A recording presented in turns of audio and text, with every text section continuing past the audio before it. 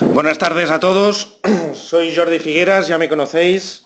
Hoy tenemos un nuevo webinar con nuestros compañeros de SEI Capital, con Daniel. Hola Daniel, ¿qué tal? Hola, buenas tardes. Hoy la idea es explicaros cómo les gustan a los financieros ver estos proyectos de financiación, estos proyectos de eficiencia energética. ¿Cómo se les tiene que presentar? Estamos aquí, como os decía, con Daniel. Daniel Cerveró de SEI Capital, yo soy Jordi Figueras, el responsable de ventas aquí en Dexma. Para mí es muy importante la sesión de hoy porque hablando con muchos partners y también con muchos clientes, todos me dicen, hombre, es que tenemos proyectos muy interesantes, que los ROI son muy interesantes. Después ya hablaremos qué es un ROI, ¿no, Daniel? Ya nos explicarás cuál es el término adecuado, ¿no? Pero yo siempre hablaba de ROIs, pero los financieros me tumban los proyectos. Y tú te ríes, Daniel, que eres el financiero, ¿no?, en la mesa, y la pregunta es ¿por qué nos los tumbas? Entonces, hoy la idea es que os expliquemos cómo piensa un financiero, cómo se le tiene que enseñar a un financiero un proyecto para que no nos lo tumben. ¿De acuerdo? Bueno, como sabréis, hemos hecho un pequeño estudio, una pequeña encuesta entre todos nuestros clientes, entre todos nuestros partners, nuestros colaboradores, nuestros conocidos. Creo que somos más de 300 personas que han hecho esta encuesta, no es pequeña. ¿Y qué es lo que hemos visto? De que, bueno, la financiación parece que está disponible. Daniel nos lo explicará después. También deciros que hoy tenemos a Dani Utges, nuestro director de producto. Dani. ¿Qué tal, Jordi? ¿Cómo estás hoy? Muy bien, muy bien. Y yo estoy optimista. Yo también, siempre ando. Entonces, hay un 25% que era un poco pesimista, otros ok, pero la gran mayoría eran optimistas o estaban bastante... veían que había financiación en el mercado. La pregunta es, ¿por qué no salen más proyectos? Vamos a verlo. Bueno, esta slide la habréis visto muchas veces, es una de las slides que más veces presento seguramente. Para mí este es un camino, es el camino hacia la eficiencia energética, ¿no? Y en este camino hay una pirámide que requiere cierta inversión. Lo primero de todo, evidentemente, es monitorizar, o mejor dicho, analizar la energía, analizar mis consumos. Y a partir de ahí, ¿podría hacer mejoras de comportamiento? Estupendo. Pero la gracia es cuando empezamos a tener que hacer mejoras de inversión. Hacer retrofits, ¿no, Dani? Eso es. A hacer cambios tecnológicos en mi instalación. Y es más, ir hacia el autoconsumo, ¿no? Para buscar el ser el near zero building o el zero building, ¿no? Pero este camino requiere de inversiones. Y el problema es de que hemos de saber vender internamente dentro de nuestras compañías a la dirección financiera cómo hacer este tipo de proyectos, ¿no? ¿Cuál es el retorno? Bueno, otra forma de verla, de la Asociación de Empresas de Eficiencia Energética, era con este cuadrante, que también me gusta mucho, ¿no? Donde veíamos que cuando la inversión es pequeña y el periodo de inversión es rápido, pues lógicamente esto es un quick win, las empresas lo adoptan inmediatamente, aquí no hay inversión. El problema es cuando la inversión es alta, aunque el retorno sea bajo, sea muy rápido, o aún incluso más difícil, me imagino yo, Daniel nos lo explicará, cuando la inversión es pequeña, pero el retorno es a muy largo plazo, ¿no? Entonces, vamos a ver cómo desde finanzas ven este tipo de proyectos y cómo Daniel y SEI Capital nos podrían ayudar a todo este tipo de proyectos. Por tanto, yo dejo la presentación en manos de Daniel Cerveró, que nos tendrás que enseñar mucho, Daniel. Somos todos muy ingenieros y nada financieros. Lo intentaremos. Bueno, primero de todo, agradecer a la gente que está conectada. La idea es que esto es un webinar y es que sea muy práctico, ¿eh? Así que, como ha dicho Jordi, ir haciendo preguntas para interrumpirme en cualquier momento. Lo primero que destaca siempre es decir, oye, en las noticias escuchamos que hay dinero en el mundo, que se están levantando operaciones, en la prensa todas son muy grandes. ¿Y qué pasa? ¿Hay dinero? Sí, sí hay dinero.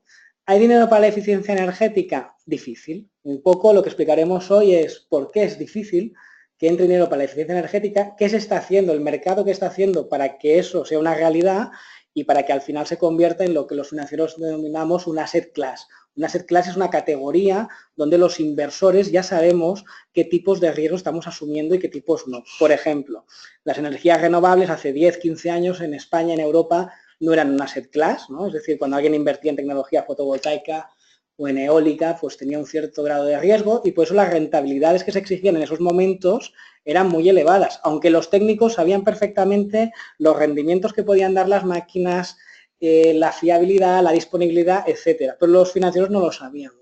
Empezamos con las palabras, Daniel. Set class, ¿qué es esto? Asset class. Asset class es la categoría, es una categoría de activo. Entonces, el real estate, el sector inmobiliario, es una categoría de activos y sabemos pues lo que los inversores buscamos, lo que el mercado ofrece, cómo comparar, qué riesgo tiene, si hay que renovar un edificio dentro de 5 años, si no hay que renovarlo, etcétera.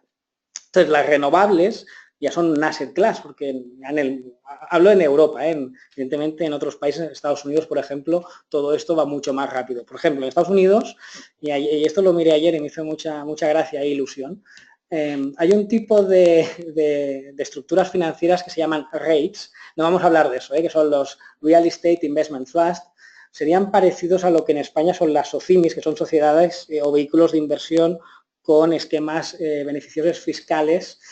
Pues encontré ayer que en Estados Unidos hay un REIT que como asset class ya está definiendo la eficiencia energética. Eso es muy bueno. En Europa no lo hemos encontrado eso todavía, ¿no? Para no alargarme más de lo necesario en este tema, lo que os quería decir es que el dinero realmente a la eficiencia energética no está llegando. ¿Y por qué?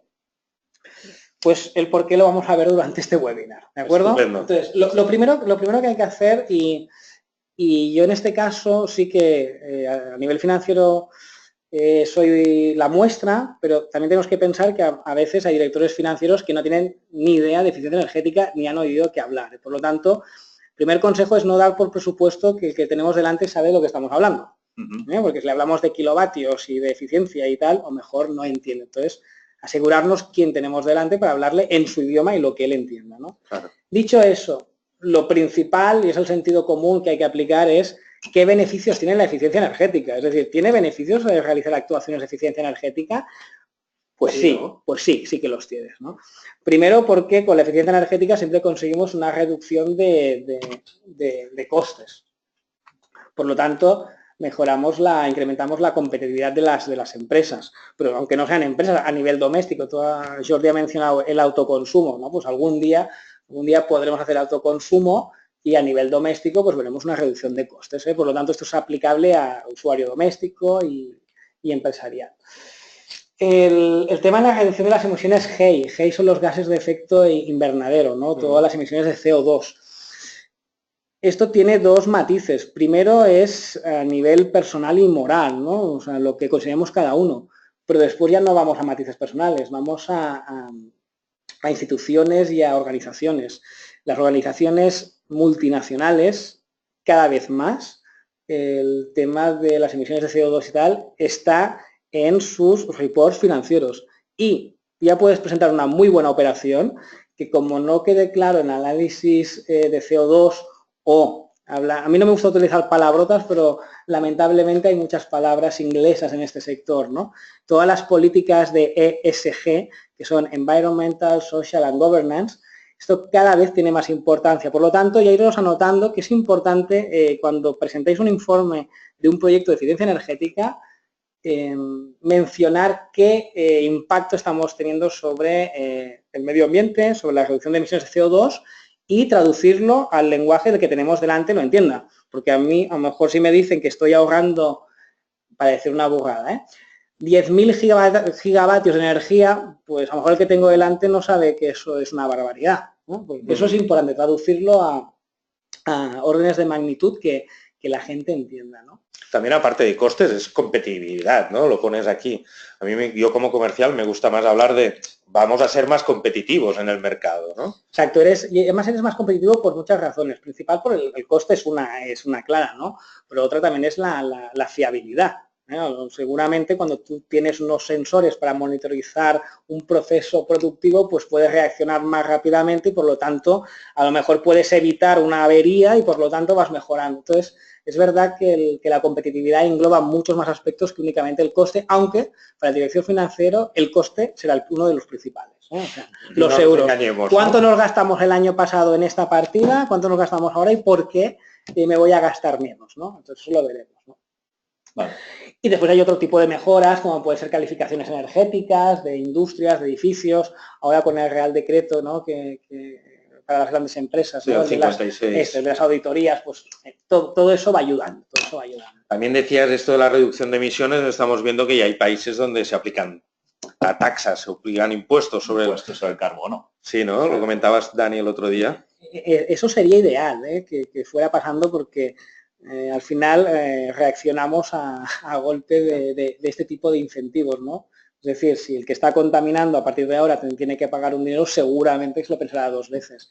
En esta línea sí que para proyectos térmicos y sí que vi que en la audiencia había bastantes empresas de servicios energéticos, pues todo lo que son los proyectos clima ya se están solicitando. El proyecto clima son programas que vienen de la Unión Europea que durante unos 4 años te están pagando las emisiones de CO2 que estás reduciendo, ¿no? Este año, la próxima convocatoria, pues la tonelada evitada va a 9,7 euros tonelada. Eso para que lo tengáis. Principalmente aplica a temas térmicos, aunque hay que leer la letra pequeña porque hay más aplicaciones. Bueno, esto era únicamente para daros información del mercado. Entonces, la transparencia que estáis viendo ahora la he incluido aquí porque me interesa hablar de payback. ¿Qué es el payback? El payback es el retorno de la inversión simple. O sea, el cálculo más bruto que hacemos todos. Es decir, oiga, ¿cuánto es la inversión? 100.000. ¿Cuánto me ahorro cada año? 10.000. Payback, 10 años. ¿Vale? O sea, este es el primer número que hay que ver. Entonces, lo que estamos viendo, y todo esto que os comento, no es que haya una bibliografía muy detallada, es un poco más en base a la experiencia y a las transacciones que vemos en el mercado. Los paybacks van muy condicionados a las tecnologías. Eso es un primer punto. Y al final, el payback y la tecnología también tendrá mucho que ver con el modo de financiación. Con eso que quiero decir para aterrizarlo, ¿no? Pues los proyectos, por ejemplo, estamos aquí en Dexma, ¿no? Pues todos los temas que tienen que ver con cambios de hábito de consumo, monitorizaciones, etcétera, son los que tienen un payback enorme de 1 año. Por lo tanto, eso todo el mundo lo tendría que realizar. Y además, como estaba en la transparencia de Jordi, son los que la inversión suele ser menor, ¿no?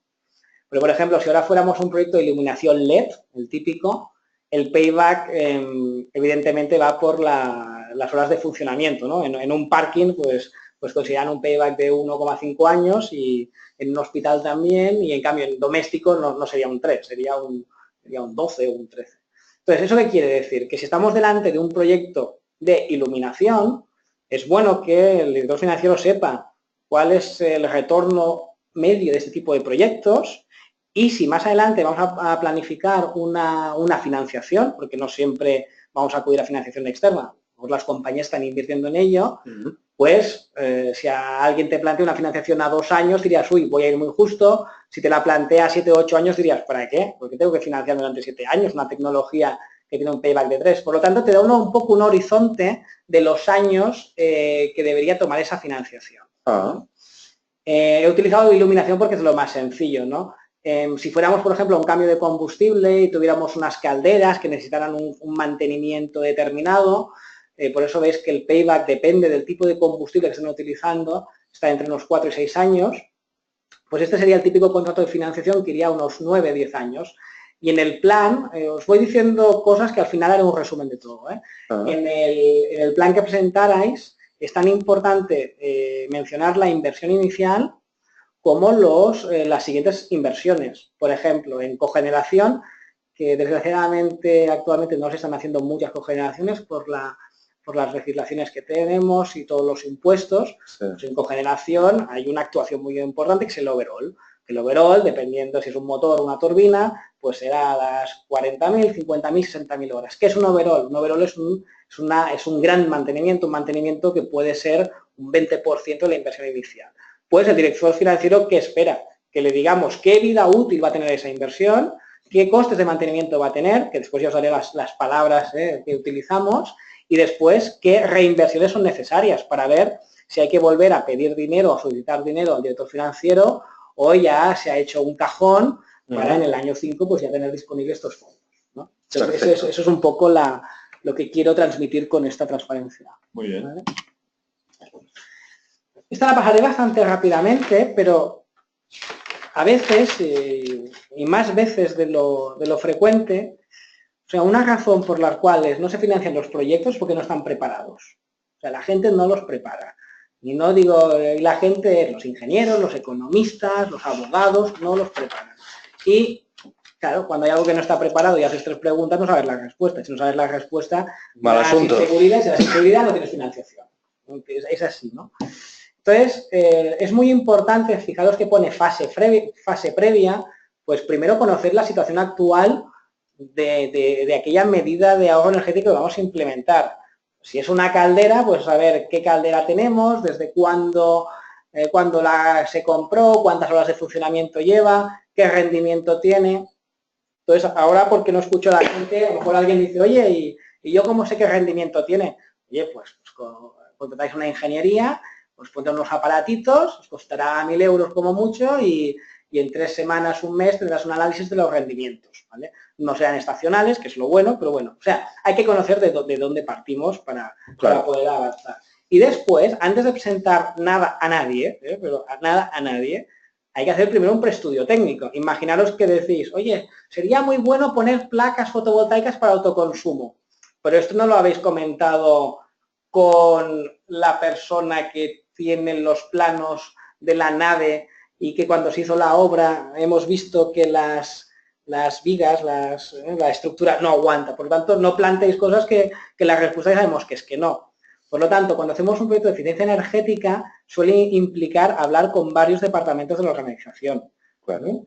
Y eso es básico. Es decir, como a alguien se le ocurre hacer un cambio de una caldera en una industria y no tenga el apoyo del que mantiene la caldera y del responsable de esa línea, pues aunque llegue al financiero van a decir que no, porque le van a preguntar, ¿no? Entonces, fijaros que al final es muchos temas de relación y sentido común.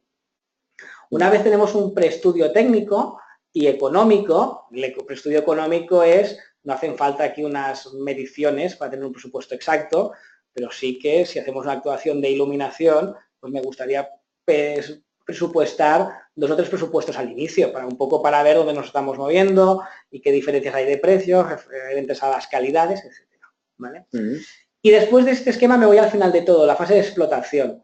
En una industria, en una empresa, las medidas de eficiencia energética no se hacen una sola vez y después te olvidas. Suelen haber muchísimas medidas de eficiencia energética para implementar. Y la mejor manera de convencer a la organización o a terceros de que lo hagan es con el seguimiento de la instalación. Y esos son planes de medida y verificación. Por lo tanto, nosotros, por ejemplo, en la empresa no estudiamos ningún proyecto que no venga con un plan de medida y verificación. Es importante para nosotros como inversores saber realmente si está cumpliendo lo que está cumpliendo y si no, por qué y dónde está desviando, pero también para el cliente. Es decir, cuando tenemos que justificar, antes hablaba con Jordi un tema de humedades y temperaturas medias. Imaginaros que tenéis un contrato donde vendéis energía térmica, y facturáis el kilovatio o el megavatio. Hombre, pues puede ser que un año sea el año del que más frío ha hecho y por lo tanto el consumo incrementa un 25%, aunque se ha ahorrado, ¿no? Pues la medida de verificación nos sirve para identificar estos hechos y para...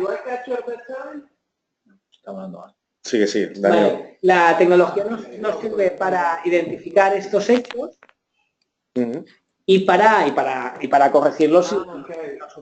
Perdona, hay alguien que está hablando, molesta un poco. No sé quién es. Seguimos. Sí, ¿Qué os parece? Ay, que ahora me has quitado. Perdona. Vale. Con esta transparencia ya empezamos a introducirnos más en la mente de los financieros, pero mente de los financieros es la mente que tenemos cada uno de nosotros en nuestra casa. Al final es el binomio riesgo-rentabilidad. Y eso es algo que tenemos que tener en la cabeza siempre. O sea, no es ninguna innovación, no es ninguna novedad, pero es cómo funciona. Oiga, si yo voy a tener un riesgo muy elevado y mi rentabilidad es baja, no voy a hacer la actuación seguramente, ¿no? Y eso también es otra medida de check interno de los directores financieros. No, mira, esto es un proyecto de fotovoltaica que se amortiza en 3 años. Digo, ostras. Y por lo tanto me da una rentabilidad del 38%. Hombre, primero miraría lo de los paybacks, ya me extrañaría porque la fotovoltaica, un buen proyecto de fotovoltaica hoy tiene un payback de unos 7 años, 7 y medio, uno bueno, si no, no. Por lo tanto, es un check-in para decir, ostras, quizás hay demasiada rentabilidad para este proyecto, eso quiere decir que hay algo que está mal en este cálculo, por lo tanto estoy asumiendo un riesgo que no me toca asumir, ¿no? Los principales riesgos, esto realmente es caso a caso, y después os hablaré de la matriz de riesgos, principalmente hay el riesgo económico, ¿no? Pues no sé, pues si hacemos una instalación, pues que no hemos cerrado bien un contrato llave en mano y lo que tenían que ser 12.500 euros son 17.000. A lo mejor 5.000 euros parece que no es importante, pero es casi un 40% más del presupuesto. Claro. Y esto, el financiero la primera vez te pasará, por la segunda que le presentes algo que te has desviado un 40%, ya no tienes la opción. Por lo tanto, es un riesgo que hay que cubrirlo y delimitarlo, ¿no? Hay el riesgo tecnológico, ¿no? Es decir, oye, ¿qué tecnología estoy utilizando? ¿Está testeada? ¿No está testeada? ¿Qué garantías hay? ¿Qué garantías no hay? ¿Qué rendimientos voy a obtener? ¿Cuáles no? Hay el riesgo de usuario. En este momento aquí había la pérdida de régimen especial. Esto está puesto expresamente porque espero que algún día pues vuelva a haber algún tipo de régimen. Esto estaba pensado para la cogeneración. Entonces, cuando las plantas de cogeneración, ¿sabéis? Cogeneración es electricidad y calor.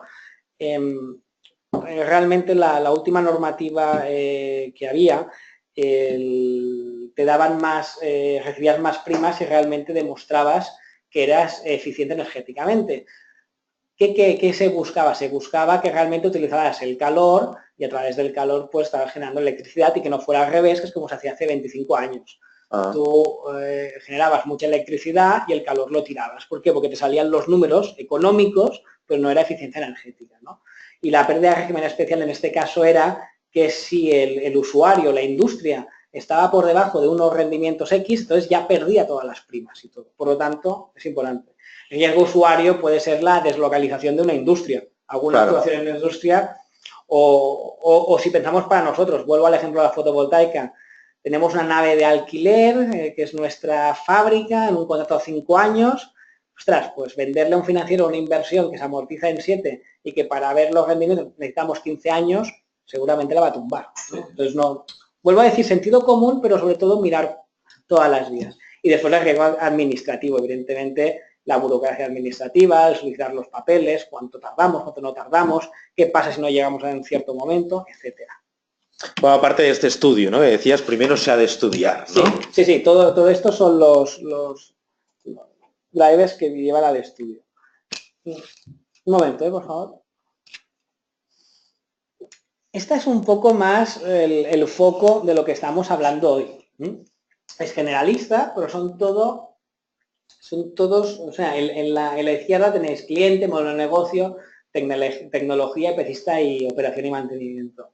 Pues cuando se presente un report o cuando pidáis la financiación, estos temas se tienen que tocar, tienen que salir. Es decir, a nivel del cliente, evidentemente si es para uno mismo ya se conoce al cliente, no hace falta hacer mucho más, ¿no?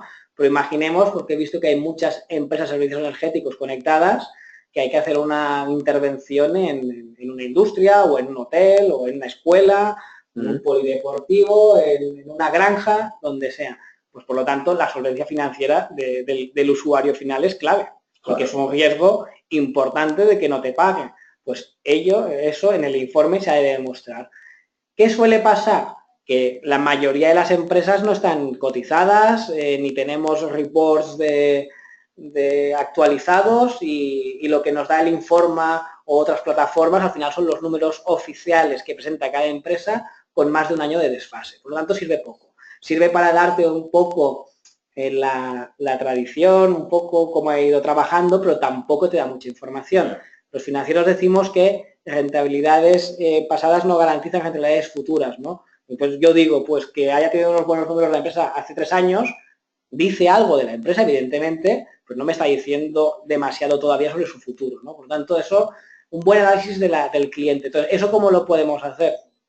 Yo, por ejemplo, una de las formas que lo hacemos, tenemos una ventaja que tenemos herramientas financieras para hacerlo, pero una forma muy fácil que podéis hacer todos, preguntarle al cliente con qué bancos trabaja y seguramente trabajará con algún banco que conozcáis, tenéis algún conocido y es un poco, pues, pedir un poco de información y ya está. ¿Y el banco te puede dar la información?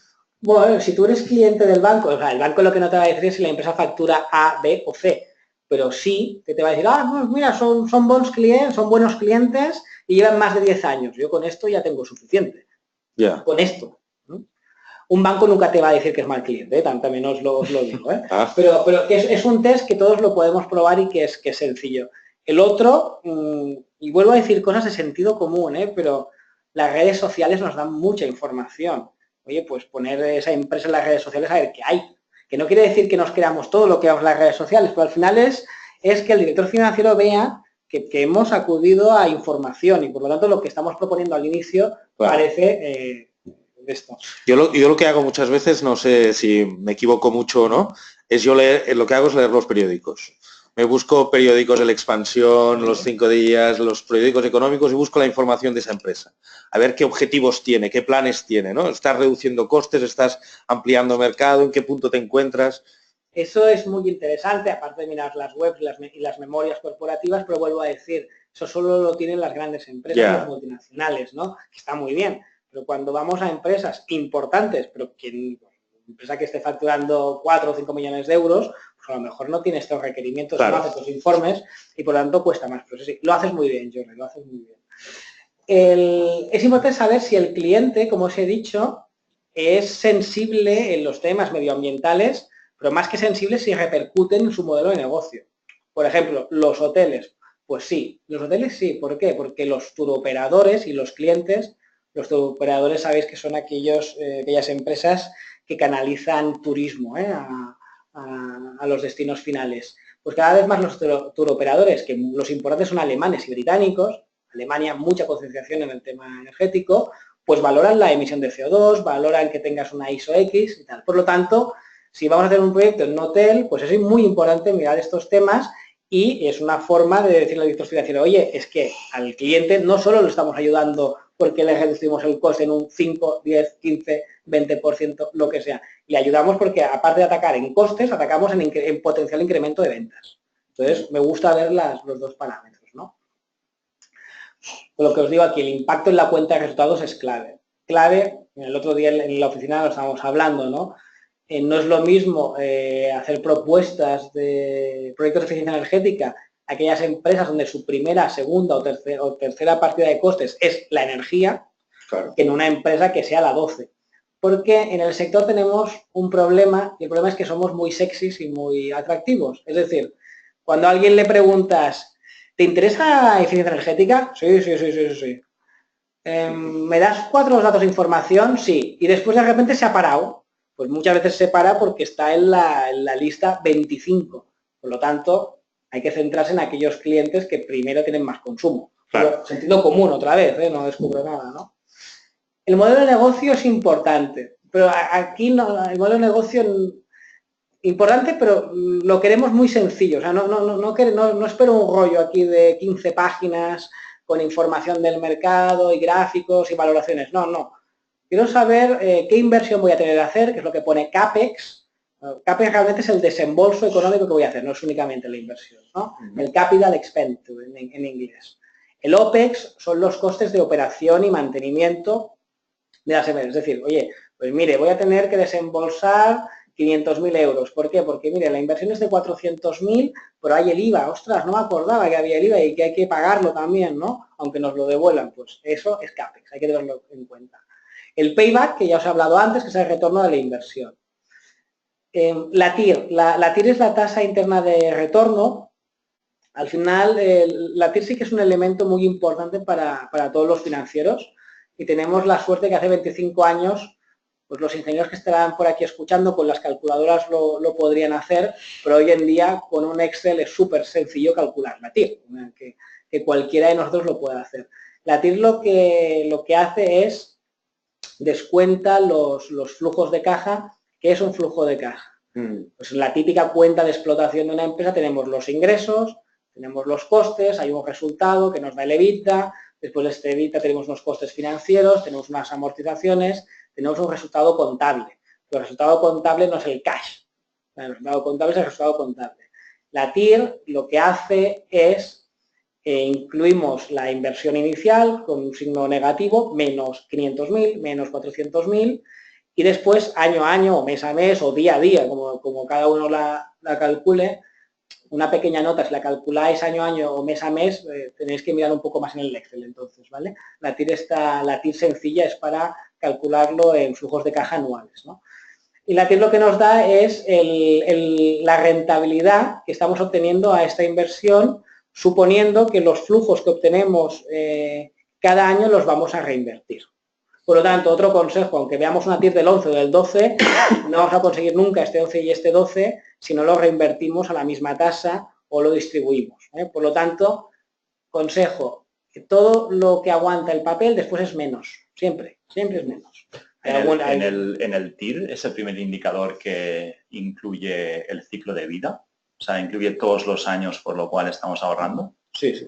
La TIR, por ejemplo, si ahora tuviéramos un proyecto a 15 años, la TIR debería contemplar los 15 años de ese proyecto. Los 15 años que estás ahorrando, ¿no? Sí. Después ya, si eres más financiero, porque normalmente las industrias o las empresas que hacen actuaciones de eficiencia energética es para mantenerlas, no es para venderlas después. Nosotros, por ejemplo, y así te doy un poquito más de información, un fondo de capital riesgo, nuestra vida útil, por ejemplo, nuestra vida del fondo es de 10 años, por ejemplo, y ¿podemos invertir en un proyecto de 20 años? Sí. ¿Cómo calculamos la rentabilidad? Primero calculo a 20 años, porque yo no voy a mantenerlo 20 años, por lo tanto, a partir del año 5 voy a hacer supuestos de que lo voy a vender. Y por lo tanto, mi rentabilidad y mis cálculos serán en base a los supuestos que haya hecho en los años 5, 6, 7 y 8 de cómo lo vendo. Vale.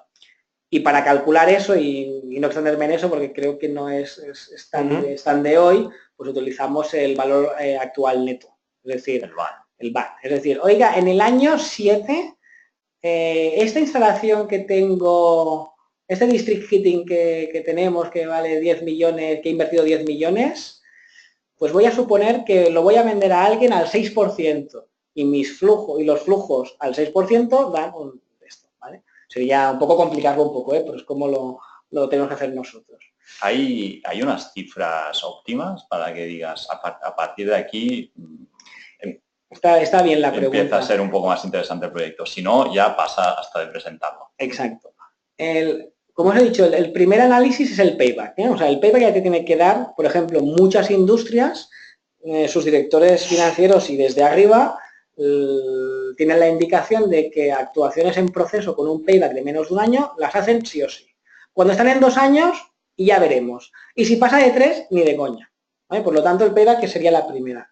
Pero hablando de TIR, y se utiliza el payback porque el payback es muy intuitivo, no hay que hacer un Excel y estarte 2 horas o 25 horas, por eso es la que se utiliza.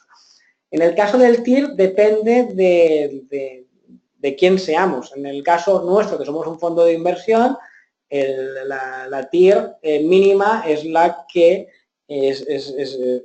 identificamos nuestras inversiones. En nuestro caso es más de un 10%. ¿Vale? Pero en una empresa, para hacer una buena comparación, tendrían que utilizar el WACC, otra palabra rara. Toma ya. WACC, Weighted Average Cost of Capital. ¿Qué es el WACC?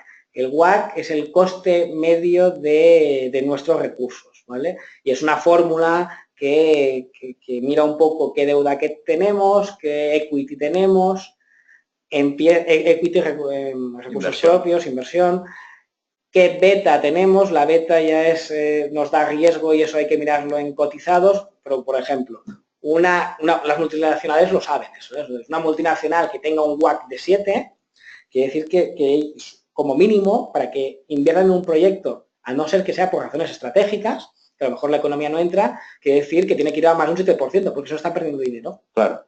Por lo tanto, si tenemos un cliente que es una gran industria multinacional y está cotizado o tiene un gran volumen, podemos llegar a estimar ese número y por lo tanto podemos hacer una propuesta con ciertas garantías. Muy bien. En el tema de los cash flows y modelo de negocio, es importante saber realmente cuál es nuestro modelo de ingresos. Es decir, vamos aquí a tener un PPA, un Power Purchase Agreement, es decir, tenemos un PPA a 20 años y nos paga la energía Apple a 60 euros el megavatio, ¿sí o no? Vale. Entonces puedo ver qué riesgo tengo. Es un on-billing. On-billing es un sistema que utilizan mucho las utilities, ¿no? Y es a través de las facturas energéticas, te financian actuaciones de eficiencia energética, pero como contrapartida fidelizan el consumo de gas y electricidad que tiene el cliente. Entonces hay que ver un poco si sale a cuenta o no. Como el cambio de baterías, ¿no? Que hacen cuando les ponen baterías y... Vale. Entonces hay que ver si sale a cuenta o no. En algunos casos sale a cuenta, en otros casos no. Depende del compromiso que estemos tomando, ¿no? Los contratos EPC a mí me gustan mucho, pero no se hacen. ¿Vale? Los EPC, o por lo menos en España, se dan muy pocos. Y entiendo que con herramientas como la vuestra, Dexma debería permitir hacer más proyectos de estos. Los EPC son los Energy Performance Contract, ¿no? Es un contrato donde no se habla de la energía, se habla del rendimiento. Es decir, oiga, yo le cambio una caldera, le hago esta instalación y le garantizo que esto va a tener un rendimiento estacional del 80, 90, del 100, lo que sea, en estas determinadas condiciones de humedad, de temperatura, por eso protocolo de medida de verificación, ¿no? Claro. Si no consigo los rendimientos, pues tengo un riesgo, pues entonces tengo que pagar al cliente, porque el cliente iba a tener un ahorro, pero porque tenía un rendimiento. ¿Vale? Si no está el rendimiento, no está el ahorro. Y si no está el ahorro, no es lícito pues cobrar, ¿no? Por lo menos desde nuestro punto de vista. ¿Vale? Claro. Y después estaría algo que preocupa muchísimo a todos los financieros, todo el tema de regulaciones. Oiga, esto que estoy haciendo, uno, ¿lo puedo hacer? No, porque el autoconsumo, sí que hay un real decreto, pero ¿he de dar de alta la instalación? ¿No he de dar de alta? Fijaros que a veces el financiero piensa más en lo que va a ir mal que en lo que va bien. Entonces, pues esto es importante. Tú imagínate que el de una empresa, departamento técnico, decide instalar 300 kilovatios fotovoltaicos para autoconsumo, por lo que sea, no ha hablado con el departamento legal o no tiene asesoría legal, y no ha legalizado la instalación como la tendría que haber legalizado. Eso puede pasar, ¿no? Oiga, he tenido un fallo. Ostras, pues el financiero eso lo tiene que saber detectar porque, por ejemplo, en los temas de autoconsumo, como seas una empresa grande que facture 100 millones, aunque tengas una instalación de 300 kilovatios, te pueden meter una multa de más de 1 millón de euros. Eso os lo digo para que veáis que a veces no solo es el proyecto, lo que se está evaluando es todo lo que conlleva hacer el proyecto. O a lo mejor en los departamentos que hay que movilizar. A lo mejor en la empresa tenemos un departamento que es clave que entre y lleva 3 años pues con restricciones, con cambios de personal. Pues a lo mejor desde arriba dirían, oiga, aunque el payback es muy bueno, ahora no es el momento de hacer la operación. Y todo ello, ¿a qué nos lleva? A relación. Por el sentido común, la relación con nuestro cliente, con nuestra empresa es básica, nos da la información y en base a esa información sabemos cuándo es el momento idóneo de presentar las operaciones. Hay momentos, yo en mi propia empresa, sé que hay algún momento que como presento una operación, sé que es que no, y si la presento dentro de X tiempo, sé que es que sí. Pues eso es un poco la habilidad que tenemos que tener un poco todos, ¿no? En la vida. La tecnología, como os decía, oiga, estamos inventando una tecnología nueva que vamos a gasificar una biomasa y conseguiremos no sé cuántos. Bueno, eso hay que tenerlo en cuenta. ¿Y eso por qué? Es el binomio riesgo-rentabilidad. Al final el financiero mirará todo. Oiga, el cliente de 1 a 5, pues venga, le doy 4 puntos. La inversión, 1, el tal. Entonces hará sus números y dirá, ostras, si esto no me da más de un 25, no me meto. Claro. Un 25 es un payback de 4 años. O sea, fijaros que la industria cuando habla de payback de 2 años habla de rentabilidades del 50%. O sea, son muy elevadas, son muy elevadas. Después también el tamaño. Ostras, molestar a un director financiero en una organización grande para hacer una inversión de 7.000 euros, pues a lo mejor es mejor esperarse y agruparla en otras actuaciones, ¿no? Entonces, pensar que el tiempo es limitado, ¿no? Aparte también como los recursos. Y hay que pensar muy bien qué presentamos, si en nuestra organización los proyectos de menos de 20.000 euros pues hay que trabajarlos de una forma o de otra. Si la decisión es del director financiero que tenemos en nuestra planta o va a la holding que está en Estados Unidos, pues todo eso también afecta en cómo preparamos la documentación y cuál es el tema. Yo recuerdo, y no puedo decir nombres, pues está en una gran industria, en un grupo multinacional, el proyecto a lo mejor era de 10 millones de euros, que aunque parece mucho dinero, no era nada para ellos. Ahí la complejidad del proyecto no era el proyecto, era todo el reporting que tenían que hacer con sus medidas internas a Estados Unidos. Y a lo mejor pasaban 7 meses en hacerlo. Pues que dependiendo de la tecnología que era, a lo mejor dentro de 7 meses ya no era factible, porque había un riesgo regulatorio. Pues otra cosa en la que hay que pensar, ¿no? Y después la complejidad. Pues hay operaciones y tecnologías muy sencillas y hay operaciones y tecnologías muy complicadas. Entonces, presentar una operación complicada con poco ahorro y poco volumen, el no ya lo tienes, o sea, no hay que pensar mucho. Si piensas algo que es complicado, pues que merezca la pena, ¿no? El dedicarse a ello. Y eso quiere decir que notemos, aparte de reducción de costes, competitividad, etcétera. Y después una que a veces no pensamos, y esta me gusta especialmente de cara a las empresas de servicios energéticos y pensando un poco también en los bancos y en los inversores privados, ¿no? Entonces, más de una vez, y en España lo que estamos viendo es que hay 10, 15 empresas de servicios energéticos muy potentes, pueden ser utilities, grandes constructoras, etcétera. Cuando digo potentes, digo a nivel de balance, ¿no? Que pueden soportar una operación grande. Pero por otra parte nos encontramos que hay 80.000 veces más pequeñas empresas, autónomos y pymes que tienen el conocimiento, que creen en la tecnología, que nos presentan proyectos de 1 millón y de 500.000 euros, pero que no tienen balance, ¿no? Entonces es muy importante que pensemos, es decir, oiga, ¿usted le dejaría a alguien 1 millón de euros cuando ha facturado 100.000 euros? La lógica te va a decir que no, porque si algo sale mal no van a poder asumir las garantías, ¿no? Pues eso es importante cuando presentamos una operación. Justificar por qué vamos a utilizar a esa empresa que nos haga el llave en mano. O a esa ingeniería. Pues mira, esta ingeniería es buena porque ha tramitado 25.000 instalaciones de este tipo y lo que normalmente se tarda en 7 meses lo hacen en 2 porque saben cómo funciona el mercado, pam, pam, pam, pam, pam. 1000 preguntas de estas, ¿no? Lo que os ponía aquí, que es track record es la experiencia, ¿no? ¿Qué experiencia tienen? ¿Qué referencias? ¿En qué tipo de proyectos? Pues a lo mejor uno es muy bueno en instalaciones eléctricas, pero viene un proyecto térmico, por lo tanto, su experiencia no, a mí y al banco y al financiero no le va a servir, si lo piensa, ¿no? Y sobre todo la capacidad técnica y económica, ¿no? No, es que voy a subcontratar a 3 ingenierías, ¿no? Y si, yo quiero que tú tengas una ingeniería, por ejemplo, ¿vale? Claro. ¿Cómo vamos de tiempo? No. Vamos bien, vamos bien. OIM, ¿qué es? ¿Es EPCista? Entiendo que viene del EPC. OAM es operación y mantenimiento. Ah, vale. En esta transparencia no me voy a enrollar demasiado. La idea de esta transparencia es que hay varias opciones de financiación en el mercado. Aquí tenéis unas cuantas y después en la siguiente veréis un poco los costes que financian, que no financian, en qué momento financian. Pero a mí lo que me interesa es los aspectos a tener en cuenta. Es decir, es muy importante pensar qué necesidades de financiación y cómo se distribuyen en el tiempo. Voy a volver al ejemplo de la cogeneración, que es un buen ejemplo. Vale, vamos a hacer un proyecto de cogeneración. Vale, ya imagínate que ya lo tenemos todo claro y tal. Ostras, pues que hay que tener en cuenta que hay que reservar un motor o una turbina. Y reservar un motor o una turbina, normalmente tienes que hacer ya una transferencia del 30 o del 40% de eso, ¿no? Y cuando sale del país que tenga que salir, hay que pagarlo todo. Bueno, pues dependiendo de en qué momento nos haga falta el dinero, pues también recurriremos a un tipo de financiación o a otra. Y eso es importante porque hay gente que a veces no lo piensa, ¿vale? Entonces no funciona. Es cuando van al banco y les dicen, no, oiga, mira, yo he ido al banco para hacer un renting. Y el renting te dice, no, yo te lo financio, pero cuando está en funcionamiento. Claro. No lo había pensado. Pues por haberlo pensado. ¿no? Claro. Bueno, primero hay que hacerlo, ¿no? Claro. Después, ¿qué garantías estamos dispuestos a aportar?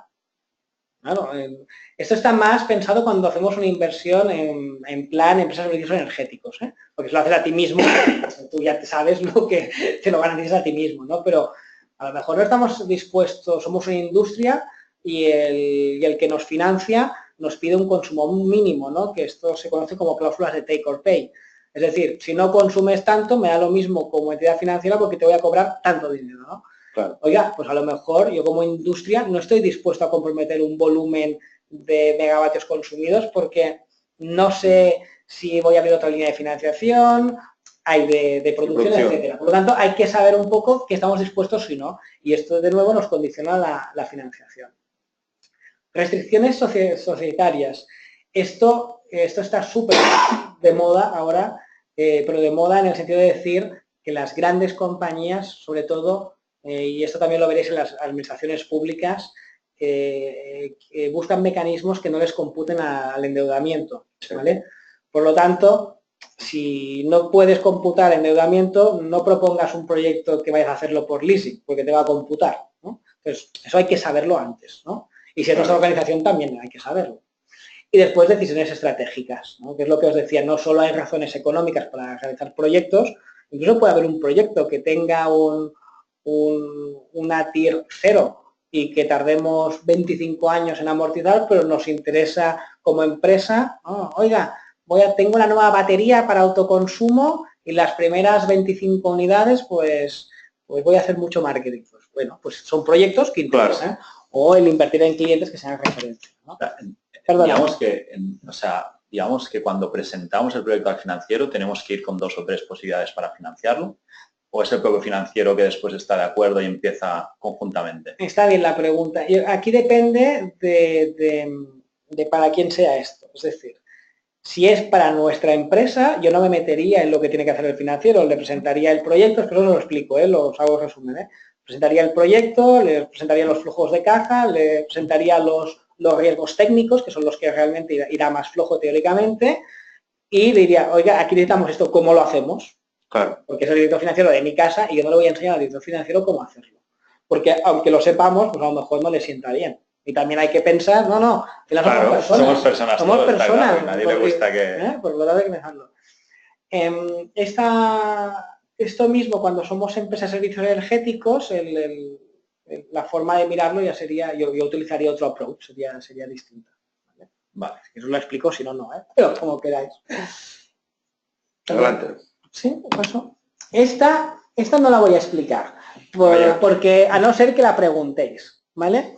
Porque entiendo que esta documentación la podemos enviar después, sí, es pública, sí. Por lo tanto, esta no aporta valor. Lo único que os da herramientas, pero esta es cuando pedimos financiación y no nuestra organización, ¿eh? Es lo que tú decías. Porque si esto es, por ejemplo, somos una empresa de servicios energéticos y miramos un poco las diferentes financiaciones, o si somos un cliente, soy el usuario de la energía final y veo cómo financiarme, ¿no? Aquí solo os quería un poco que veáis que hay varios tipos de financiación, hay más de lo que hay aquí, pero... SI entra dentro de capital privado, ¿entiendo? Exacto. Entraría en capital privado, pero capital privado también es Jordi, que gana mucho dinero, sí. Y que tiene 100.000 euros por un proyecto y me lo deja. Más. Pues eso es capital privado, 100 ¿no? millones. Sí. Exacto, ¿no?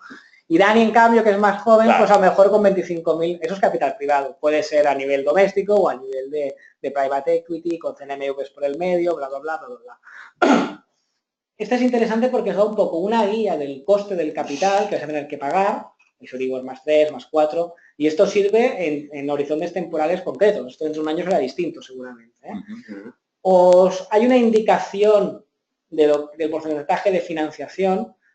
Y quiero remarcar que estas son indicaciones, ¿eh? Sí, dependiendo si acudimos a banca tradicional, a fondos de inversión, a crowdlending o crowdfunding, a otros, pues esto varía, ¿eh? La banca tradicional, por ejemplo, se va a fijar mucho en la solvencia del cliente y la parte técnica, bueno, si utilizamos marcas conocidas y tal, no se va a meter mucho.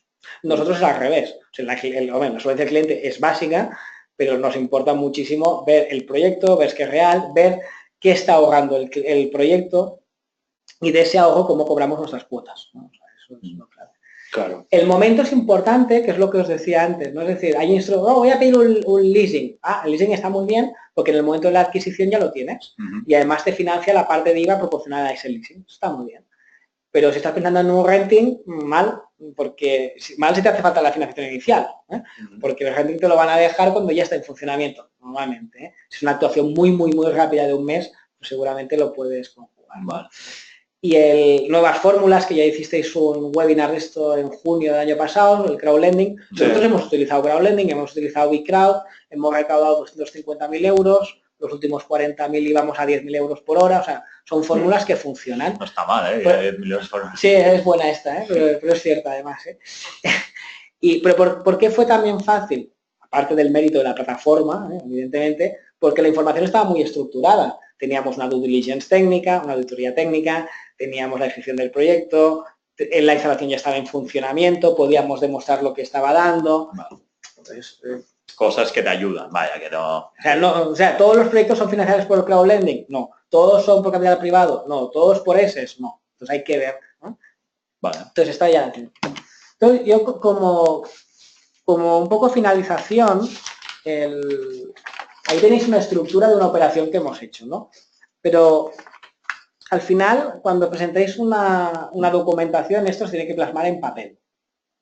Entonces, esto ya dependerá mucho de las organizaciones y si tenéis protocolos de cómo presentar o no presentar las cosas. Vamos a imaginar que no hay muchos protocolos para presentar las cosas. Pues lo primero es, no hagáis un documento muy cargado, porque no se lo van a leer. Un documento de más de 10 hojas con letra 6 y tablas ilegibles, lo miraremos 5 minutos. Uy, tengo un mail y voy a contestar ese mail, ¿vale? Pero tampoco hagáis una presentación en una página. Claro. En una página, haced el resumen ejecutivo. O sea, el resumen de todo, que es lo que primero vamos a mirar. Y si ese resumen ejecutivo nos gusta o nos parece interesante, seguramente vamos a seguir estudiando y leyendo el informe. Un informe de esta tipología debería tener entre 2, 3 páginas, 5, 6, depende un poco de la complejidad de la operación, de los agentes que estén involucrados, de si es para nosotros o es para un tercero, pero no debería ser muy, muy largo. Y fijaros que os hablo de temas que ya no son financieros, son de sentido común, que sea legible, que esté en un foro. Otra cosa que pasa siempre, te envían Excels que no se pueden imprimir. Sí. No, pues oye, pues te rompes la cabeza y preparas un Excel que cuando esté impreso no me haga falta la visión de Superman para leerlo, ¿no? Pues eso, claro. O Excels que cuando tú lo haces, tú lo entiendes, pero el que viene al lado dice, ¿y esto qué es? Exacto, ¿no? Entonces, es muy importante. El Excel tiene eso, ¿no? Que es muy subjetivo muchas veces. Exacto, es muy importante tener muy claras las decisiones. Por ejemplo, otra cosa que hemos visto en el sector es que cada tecnología tiene sus drivers.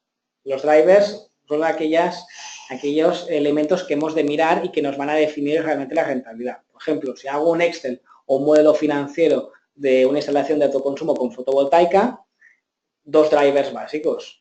La inversión, el euro kilovatio, ¿por qué? Porque las renovables son súper sensibles a la inversión, o sea, la rentabilidad de la operación te vendrá por ahí. ¿Por qué? Porque no tiene costes de operación y mantenimiento, son muy reducidos, ¿vale? Y después las horas de sol, ya está.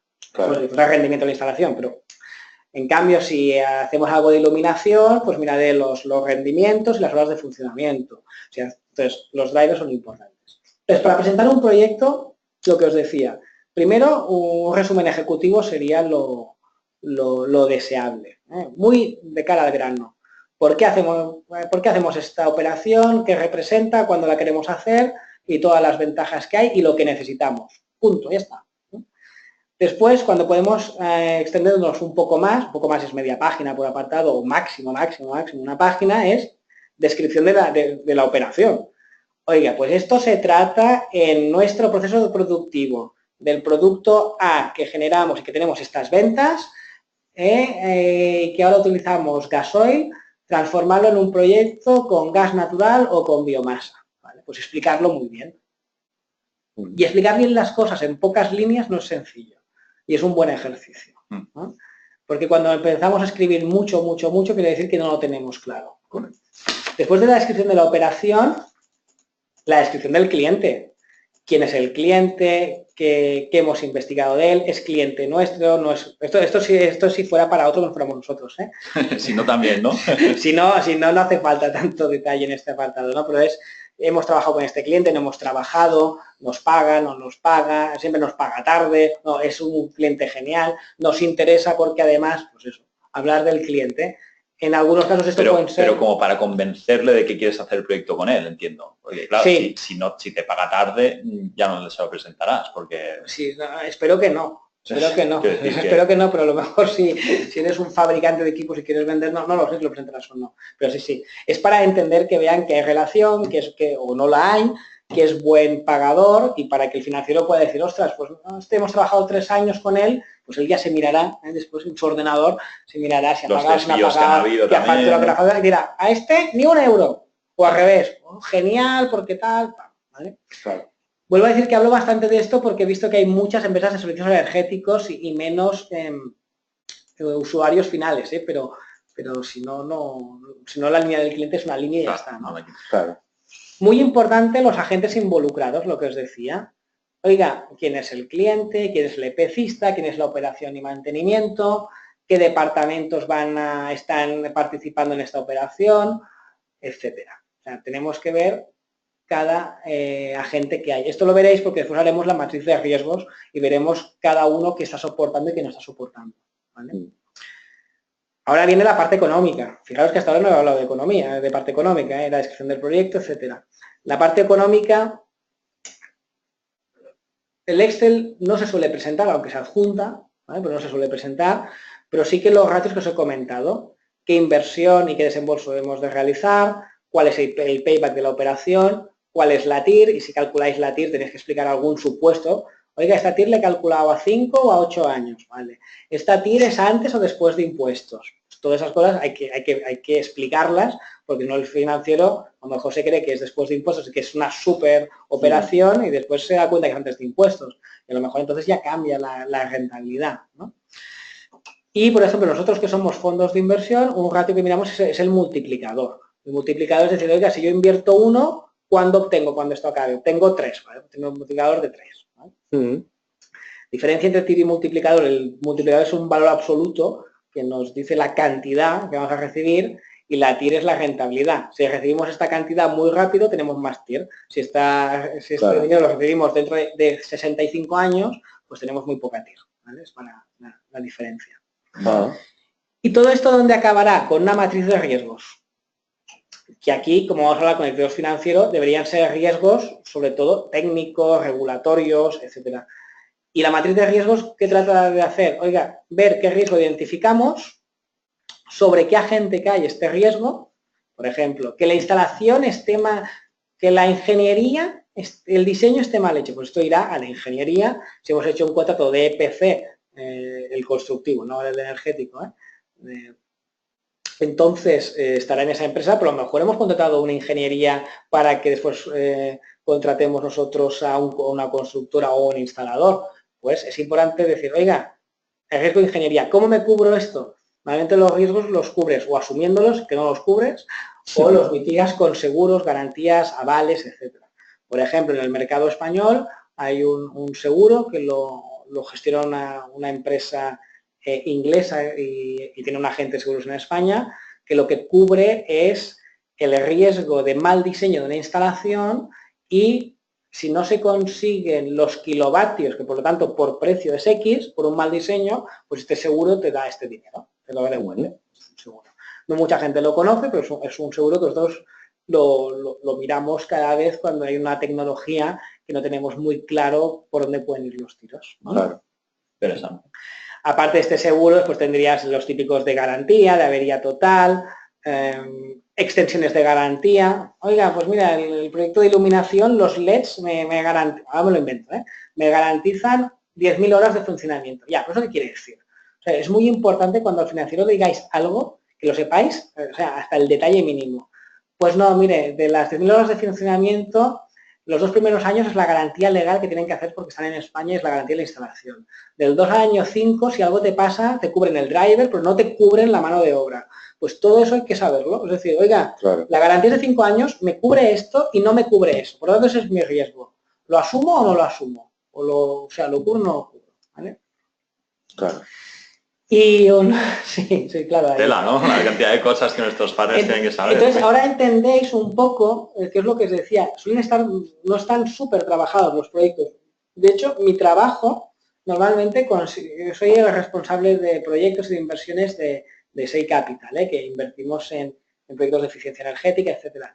Mi principal trabajo es hacer los modelos financieros y el modelo de negocio de las ingenierías o empresas de servicios energéticos o mantenedores o instaladores para que ese proyecto sea bancable. Porque normalmente te vienen y te dicen, mira, esto es muy bueno y ahorrarás 20.000 y lo instalamos en 3 meses, aquí tienes la factura. No, eso no es financiable, ¿no? Entonces, esa es una razón por la cual no se financia. Me gusta que hagas este trabajo y no lo tenga que hacer yo. Hay que hacerlo, hay que hacerlo. Yo prefiero no hacerlo y por eso nosotros trabajamos con partners tecnológicos con la idea de formarlos cuando es necesario. Hay otros que no hace falta formarlos para reducir los costes de las transacciones. Claro. Entonces, una gran dificultad que tiene la eficiencia energética, o las dos principales que tiene, os lo he dicho para la financiación, son una, que no es una asset class. Como no es una asset class, no hay históricos, y como no hay históricos, el riesgo se dispara. Como el riesgo se dispara la rentabilidad, y como estamos en un entorno competitivo, pues hay proyectos que entran y hay proyectos que no entran. Esta es una. Perdón, se me ha ido un poco ahora. La asset class, ¿has dicho? Sí, he dicho la asset class. Bueno, si queréis hacer preguntas, ya me vendrá después lo que os quería decir. Vamos avanzando. No, ya está. Sí, esta es la última. Antes de quizá pasar a las preguntas, quería comentar, o sea, SI Capital, ¿cuánto dinero estáis gestionando ahora mismo? Vale. Ahora gestionamos 47 millones de euros. Eso no quiere decir que podamos invertir 47 millones de euros, ¿vale? Los gestionamos hablo un minuto eso, ¿no? Los gestionamos en un primer fondo que se creó de 20 millones de euros, que en este financiábamos a promotores de energías renovables y ya empezamos a realizar actuaciones de eficiencia energética. También gestionamos lo que se denomina mandatos de inversión, es decir, grandes compañías nos dan su política de inversión y nosotros hacemos todo el proceso, desde identificar las oportunidades hasta dejarlas en su comité de inversión, no en el nuestro. O sea, hacéis como DS también, ¿no? No, más que DS, imagínate que hay una gran... Perdonad, antes de nada, dejarme decir a la gente que nos está escuchando, de cualquier pregunta que tengáis, tenéis el panel del GoToMeeting para poder ir haciendo preguntas, porque vemos que nosotros tenemos 1000 y vosotros también podéis preguntar. Por tanto, lanzar vuestras preguntas. Sigue, Dani, perdón. No, comentaba, este servicio que ofrecéis a estas empresas, ¿no? Para que vosotros... El dinero que gestionamos. Entonces, ahora estamos en lo que se llama fundraising. Vamos a levantar un fondo de inversión de 100 millones de euros para que invierta en España y Europa. Separo España y Europa, no porque no estemos en Europa, sino porque tenemos la suerte que un inversor institucional, que se llama Fondico Global, Fondico Global es el capital de riesgo del Gobierno de España, por lo tanto todos estáis invirtiendo, es el dinero que pagamos todos, o sea, gracias por dejarnos el dinero, pues nos han destinado hasta 10 millones de euros para invertir en este fondo con un requisito, que los primeros 40 millones de euros que invirtamos sean en proyectos en España y o de empresas españolas. Entonces, vuestro principal problema es encontrar los proyectos para financiar esos 100 millones. Sí, a ver, te diría, el dinero también cuesta captarlo, ¿eh? O sea, vale. No voy a decir como otros dicen que el dinero es muy fácil y que viene, no, el dinero es muy complicado conseguirlo. Una vez conseguido, lo que estamos buscando son buenos proyectos, y buenos proyectos suelen ser proyectos que ya estén trabajados, ¿no? Porque, como os he dicho antes, normalmente nos vienen muy desestructurados, ¿no? Mira, por aquí Fernando nos aclara la memoria. Nos pregunta, me parece que hablabas de los motivos por los que no se hacen tantas operaciones de eficiencia energética. Uno era los asset class. Sí. Y creo que querías decir otras. Sí. Gracias, Fernando. Me había olvidado y ahora con esta leída he vuelto a recordar lo que os quería decir. Es la estandarización. Es decir, pensar que cada vez que se estudia una operación de eficiencia energética, aunque a todos nos gustaría tener un modelito que sirva para todo, no es así. Porque cada operación es distinta, distintos riesgos, etcétera. Entonces, sí que hay iniciativas, y os voy a dar 2 nombres, de plataformas en Internet, que están luchando para estandarizar los proyectos y hacerlos bancables. Una plataforma que podéis mirar es SEAF, no son de monetización ni nada, o sea, son plataformas que ponen en contacto inversores con promotores y al promotor le explican cómo tiene que preparar las cosas, qué TIR va a salir, qué papel es necesario, le hacen un poco de una due diligence, una auditoría. Una se llama SEAF, S-E-A-F, y este es a nivel europeo. Ya están empezando en pruebas pilotos, y aquí ya los promotores e inversores que estáis por ahí ya podéis pedir información si os interesa. Y otra que es lo mismo, parecido a SEAF a nivel español, es un proyecto también del Horizonte 2020, se llama Enerinvest. Y entonces Enerinvest estará muy bien porque os hablará de tipos de financiadores que hay en el mercado, cuáles son especialistas en qué, cuáles no, os habla de subvenciones. Yo aquí, fijaros que no he hablado de subvenciones, no he hablado del IDAE, no he hablado de los fondos del BEI, no he hablado de nada de eso, ¿no? Pues estas os ayudan a eso. Entonces, asset class y estandarización. Cuando consigamos asset class y estandarización, el riesgo reduce mucho la rentabilidad y por lo tanto los proyectos salen muy bien. Genial. Sobre este punto también quizá poder comentar que en abril tenemos un webinar con Steve Foulkes, que es uno de los que está promoviendo más el tema de la estandarización en Inglaterra. Muy bien. De hecho, ¿vale? Steve Foulkes, que es un gran representante sobre estos temas Genial. también de eficiencia energética y tal, quiero decir que quien se quiera, creo que será a finales de abril, me parece que es este webinar con él. Por aquí José Luis preguntaba, porque yo siempre hablo de ROI, ¿no? Y aquí José Luis me lo recuerda. Y dice, no has dicho nada de ROI. Bueno, ¿ROI qué sería? ¿El payback al revés? Ese retorno sobre Investment. Ese retorno sobre la inversión es muy parecido al payback. Os vuelvo a decir, esto es lo típico académico y después práctico, ¿no? Yo cuando estaba estudiando en la universidad, el VAN, el valor actual neto, era muy importante y ahí cuando hacías los trabajitos en la universidad ponías VAN tal, yo nunca calculo el VAN, y en mi organización nunca lo calculamos cuando es necesario, pero entonces el ROI quizás ya es una herramienta que a lo mejor para algún tipo de sector o algún tipo de inversión y mercado sí que lo miran y es un comparativo y es un comparable, pues en el mundo de las inversiones es los dos. Es decir, cómo me vas a pagar la deuda, qué coberturas hay de esa deuda y la TIR. Los cash, o sea, el flujo de caja es lo que importa a todos los financieros. Pues por eso no os he hablado de ROI ni otros. Hablamos un poco, si puedes, del momento de la presentación, es decir, tanto si eres como cliente externo como interno, es decir, ¿cómo preparas esa reunión? Ya es un mail al financiero, oye, tengo algo muy interesante, o como antes comentabas, coges 2 euros y lo pillas y le invitas al café, y luego, una vez ya estás con él, supongo que los 5 primeros minutos son clave, ¿no? ¿Qué es lo que tienes que decir para que os interese? Yo tengo una ventaja que, aunque soy financiero, prácticamente toda mi vida he sido emprendedor, que aún lo soy, y he tenido que hablar con muchos directores financieros, porque si ahora tengo que responder a esto sería el mail que me enviaría a mí mismo. Claro, Por lo tanto, no vale, ¿no? Entonces, es importante, yo lo que siempre intentaba es que la gente involucrara al equipo, a los distintos departamentos, es decir, que la organización sepa en qué se está trabajando, porque si hay alguna voz, sí, sabemos de qué va esto. Y primero le preparo siempre un resumen ejecutivo, una página. Si es muy corto lo que voy a explicar, lo envío en mail, no hago ni documento. Oye, tenemos una... O sea, en un mail, 4 líneas... Si son 4 líneas, en un mail.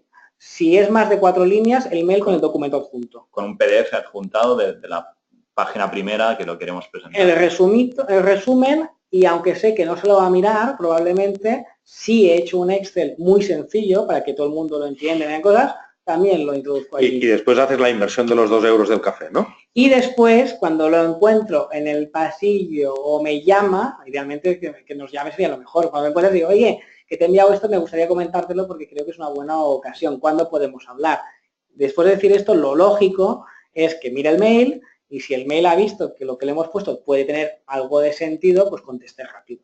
O sea, esto es un poco el marketing, también los momentos de la verdad, ¿no? Por eso te preguntaba, ¿no? ¿Cómo es como financiero? Porque entre ingenieros nosotros más o menos trabajamos bastante así y ya lo tenemos muy asumido, pero cuando te tienes que encarar a alguien que no habla como tú, no sabes. Normalmente al financiero le gusta que antes le envíes la documentación. O sea, no avanzado. No le suele gustar nada, que esto es lo que haría más alguien de marketing o a lo mejor un ingeniero, no lo sé. Es decir, mira, tengo este proyecto, súper ilusionado, y el otro está mirando el reloj y dice, ostras, que me quedan, que ya lleva 15 minutos y no me ha explicado nada que me interese. Vale. ¿No? Antes que me envíen los papeles, que si me interesa ya lo llamaré. Y si el papel está bien, lo llamo. Y si no, pues que no. Vale. Por lo tanto, primero papel, ¿no? ¿Por qué? Porque papel quiere decir que le has dedicado un tiempo, que has hecho un trabajo, has hecho un esfuerzo, y que eso puede tener un fin. Por otra parte, si somos una empresa de servicios energéticos y vamos a casa del cliente y normalmente primero hablas con la gente técnica, pero en un cierto momento te llega el financiero, pues el financiero, lo que os he dicho, tiene que ver los beneficios de la operación oye, vamos a reducir costes y tal. Eso lo ideal es que se lo transmita a su propio equipo, pero si no, nosotros lo tenemos que saber. Vale. Los beneficios de la operación, los compromisos que va a asumir, oiga, esto es un contrato, ¿me va a computar como endeudamiento? ¿No me va a computar como endeudamiento? Esto nos lo va a preguntar seguro, nos va a preguntar qué tipo de contrato, qué tipo de garantías asumimos y ya está. O sea, la preparación. Pasa muchas veces que tú como partner externo no te dejan asistir a esa reunión, sino que es conjuntamente pues, el gestor energético que estás trabajando con él en el día a día, ¿Sí? que en el día de la verdad tiene que presentárselo, ¿no? ¿Cómo se puede preparar ¿Pero cuáles son las momento? Patas? Perdona, pero no perderme. No, ahí básicamente tienes pues el financiero, que es el que tiene que... ¿Sí? El de ok o no ok, ¿no? Y después está el gestor energético de dentro de la casa. El responsable de mantenimiento, exacto, de ingeniería. O... Y yo soy de una AS que trabajo con él, pero no me dejan asistir a esa reunión. Mal. A partir de ahí, sea como sea, tienes que conseguir entrar. Mal porque no sabes lo que van a transmitir y normalmente alguien que hace mantenimiento pues no tiene por qué saber de números, ¿no? O alguien que hace mantenimiento, hablo de mantenimiento porque lo has sacado tú, ¿eh? ¿No? Sí, no. Alguien que hace mantenimientos a lo mejor ve este proyecto y se cree que lo van a echar a la calle, por lo tanto lo va a dejar debajo del cajón. Claro. Ostras, que viene una S y me pone a su personal. Pues no hace falta hacerlo así siempre, ¿no? Entonces, pues esto es para todo en la vida, o sea, la comunicación directísima. A nosotros, por ejemplo, cuando nos presentan proyectos los partners, lo que firmamos NDAs, acuerdos de confidencialidad, y les digo, yo quiero hablar directamente con el cliente, porque quiero que esto que me estás transmitiendo tú, que tiene mucho interés, que es su prioridad, que lo quiere hacer mañana, que no sé qué, me lo diga el cliente. Claro. Normalmente coincide, también os he de decir que la gente no suele, o sea, se exagera un poco, pero no suele mentir demasiado hasta este grado, pero sí. Hay que conseguirlo directamente. Y si eso no es posible, porque a lo mejor puede ser no posible, el documento súper bien preparado. Vale. Porque lo que dejemos por escrito está por escrito. Es lo que queda. Lo que digamos por teléfono, por WhatsApp o por no sé dónde. WhatsApp también queda escrito. Sí, pero suele ser más personal. Y encriptado. Pues no lo suelen presentar. No quedaría elegante presentar un WhatsApp, ¿no? Sí, no, mira, te he dicho un 20. Sí, el papel que esté muy bien hecho. Muy bien. No sé si hay más preguntas por aquí. Cualquier pregunta que surja se os responderá individualmente. Yo creo que por hoy, Daniel, Dani, creo que hoy hemos hecho un buen repaso.